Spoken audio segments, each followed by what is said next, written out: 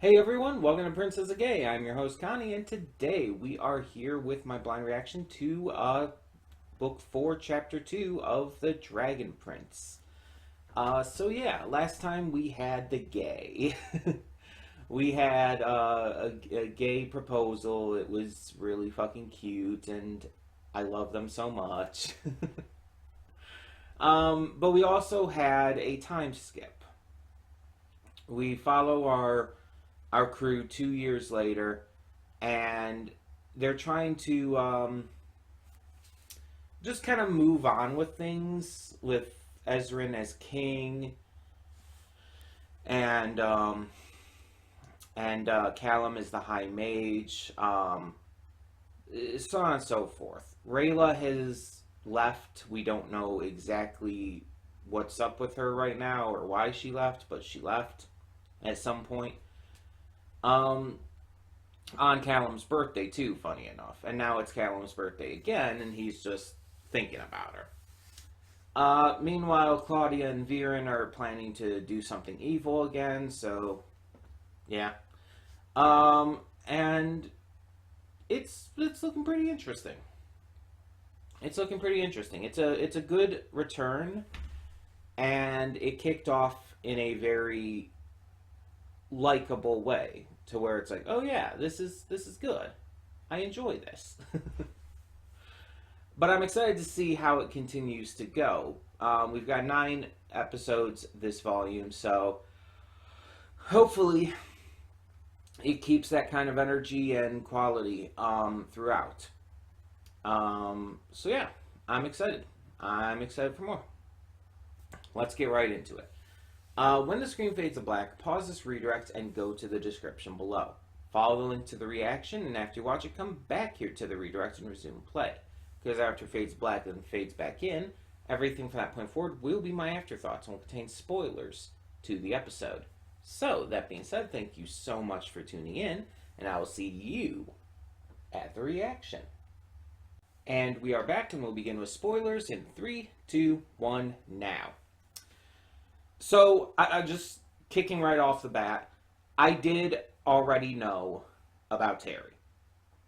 And it didn't even really state it in this, but the symbolism was pretty obvious. Let's be honest, because especially after it did the same thing with Janai and her lesbian pride cloak there. This is something I already knew about because, as you guys know, I do tend to really look into pride in media. Queer characters in media I've hosted a panel for it at conventions, mostly YomaCon. And because of that, I have looked into things, and I did already know that Terry is trans. I didn't know Terry's name, though. I just knew that there was a character in book 4 of this series that is trans. And the instant I saw the flowers, I'm like, it's him. I kind of had the thought, the assumption. I didn't know who it was for sure, but the instant I saw the flowers with the trans pride flag on it, it's like, oh, okay. It's like you're not really being subtle about this. Like, they didn't actively say it, but still. My only qualm about this is that he's on the bad side and is endlessly praising the shit pile that is Viren.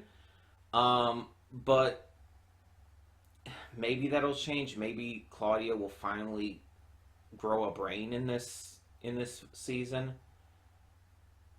I don't know. And I feel like wherever she goes, he'll probably follow. He seems puppy-like that.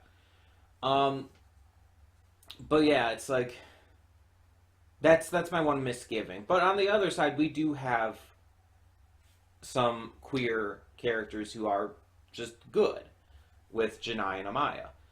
And even though Janai's brother is being kind of a shitbag in regards to all this, still, And it's like, I want to talk about this because it's like, I mentioned in the reaction, it's like, the symbolism they're going for here. It's in kind of multiple levels, too. The entire, you can live with her as if you're married, but don't actually make it official, don't make it a symbol. This is a thing that people have said about queer people. Like this, especially when queer marriage was, you know, um, made legal in the U.S., there are a lot of detractors who would use that kind of bullshit, who would say, you should be able to live together, act as if you're married, but not actually be officially recognized because marriage is for men and women. One man, one woman. That's the sanctity of marriage. It's God's plan, which is bullshit, by the way. If you actually know the Bible, that's entirely bullshit because a lot of the people in the Bible were polyamorous. Just fun fact for you there. Yeah, it's a completely bullshit statement in and of itself. But anywho, that is a thing that a lot of conservative Christians, evangelicals, just people on the right would use during that time, and still to this day. It's like, live as if you're married, but don't like steal our word, don't steal our ceremony, our don't make it official, basically. Um, of course, a lot of these people also think they have the rights to the rainbow too. So, but yeah, it's like this is a very common thing, and it bothers the shit out of me. And this kind of rhetoric was also spewed regarding interracial relations, which Amaya and Janai count as well. Also, they're interspecies technically too. So it's like the symbolism here is thick. It is very thick as Maya's beautiful muscles. It is very obvious what they're going for here. And by prefacing it, by having him preface it by saying, it's like, I like Amaya, she's funny, she's nice, and everything, but this is a symbol, and it'll tell our people that we're done and everything. And it's like, oh, shut up. He's being racist. He is actively being racist while trying to hide it under basically saying, but I'm not racist. That's basically what's happening. And again, you could also say queerphobic as well. It's I think the in-universe context is more akin to racism or speciesism. But the symbolism is very clearly fitting for all of that kind of stuff. And it's just like it's annoying. And the sad thing is, it seems like by the end that Janai is at least internalizing it a little bit, and Amaya is even questioning that kind of thing too. And it's just, let my babies be happy. Let my gay babies be happy. I hope they don't second guess this wedding, and I hope they get married and just have a lot of wonderful love and happiness. And it's just,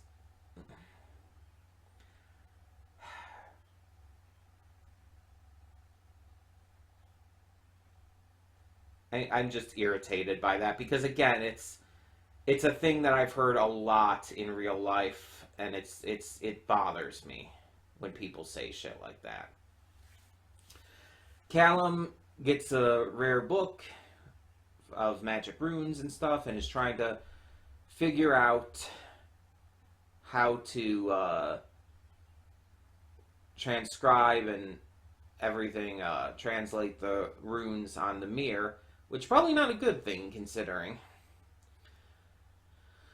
But at the end, we get the return of Rayla, with apparently a little lemur friend, or lemur-like creature. It's not really a lemur, but it kind of looks like a lemur. So yeah. So she's just suddenly back after some time, probably at least a year. It was probably either his last birthday or the birthday before, because it has been about 2 years, right? So 1 to 2 years, and yeah. So why is she back? What is she back for? Why did she leave in the first place? I'm curious. I'm definitely curious here. But yeah, so this episode just continued to follow up on things we had started to set up last time. Um, and I guess we'll just continue to see how it goes. Like again, there's only 9 episodes for this book, so it's gonna be interesting to see where they take it. But I mean, I guess we'll see. Oh, and I didn't mention Zim is growing up as well. He's a big boy now, but still won't eat his veggies. So there's that. um, but yeah, hopefully in the next episode we'll see Viren fall to his death. Hopefully for good this time. Hopefully Claudia doesn't catch him. But that's probably a pipe dream. Either way, tell me what you thought of this episode down in the comments below. And for now, I'm Connie, and I'm signing off. See y'all next time.